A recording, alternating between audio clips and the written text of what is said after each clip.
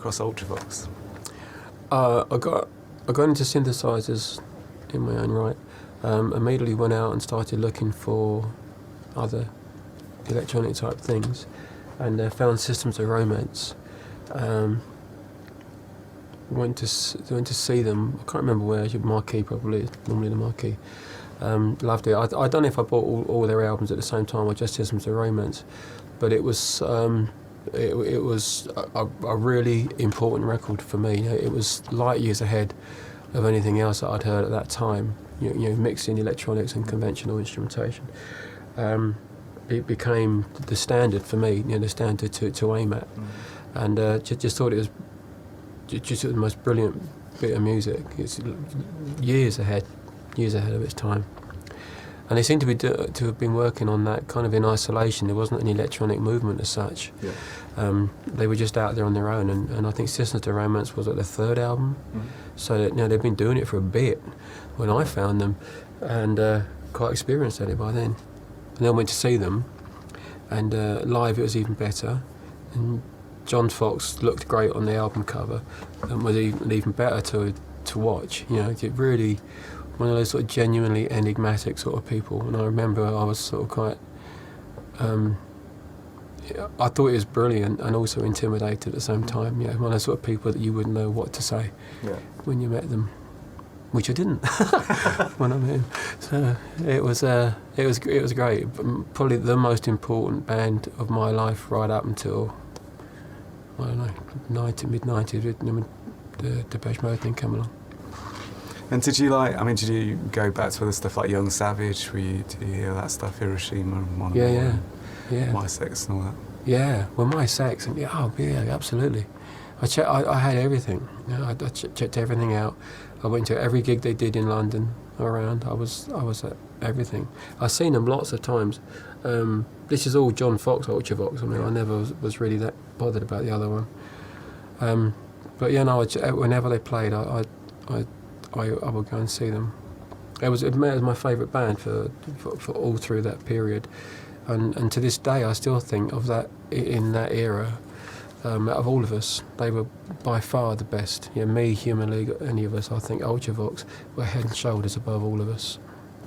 Did you meet John Foxx then only after you got famous, was it? No, just after I got famous. So somebody said something in the music press. A journalist said something nasty, and John worded a letter which we both signed. I don't think I even met him even then, actually.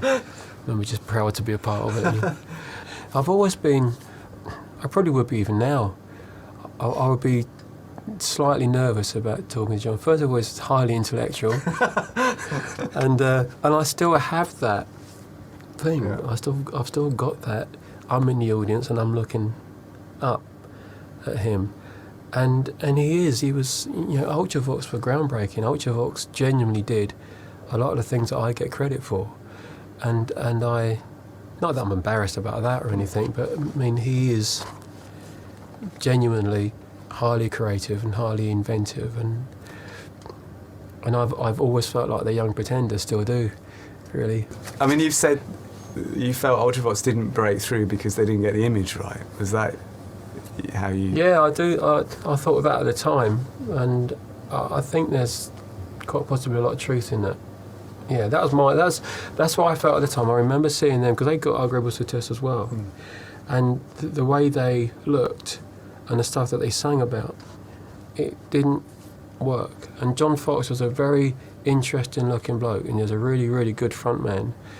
And I always felt that if there'd just been a little bit more thought put into presentation, then it would have just struck all those chords that I did when I come along. And I thought then that was the one thing that they didn't get right, and probably the one thing that stopped that particular incarnation of Ultravox from doing far better than it did.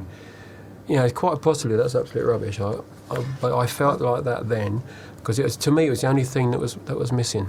It really was. Everything else was perfect. Music was great. You got a great singer at the front. Looks really good, interesting. Very unique voice that could genuinely sing. It had everything. It had everything you wanted, except there was that visual thing didn't quite work. But were you also aware of the sort of art side of John at that point? I mean, he was writing... No, not at all. No, none of that. I was just... I just bought the albums, liked the music, went to see them live, and it kind of stopped there, really. And then I carried on doing my own thing. So I didn't get into them as like an obsessed fan kind of way, where I knew all their mums' names and where they lived, what their dogs were called, what their favourite colour was, none of that. I didn't get into any of that, didn't stalk anybody. So no, it was kind of basic. I liked the music, and it sort of stopped there for me. Is it true also that you went to a party where Billy had the 12-inch version of Dislocation? Yeah, I think that might have been something to do with Rusty Egan as well. There was some get-together where he had it, yeah. Yeah, I can't remember why that is important, but I remember at the time. It's one of those things where you suddenly feel part of something which is very, very exclusive before, and you always felt like you was on the outside, and now here you are and you're actually there. And now there's just these things which are just like, almost like little magical things, Yeah. And like magic tokens of some kind. It just felt very cool to be a part of it. Yeah. I can't remember anything more about it, what sort of party it was, anything like that, but just to be in amongst proper bands with real records, and so all of a sudden you're in a completely different league to playing in the open anchor, with no record deal, and it just you're at a different level, and it just felt exclusive and special.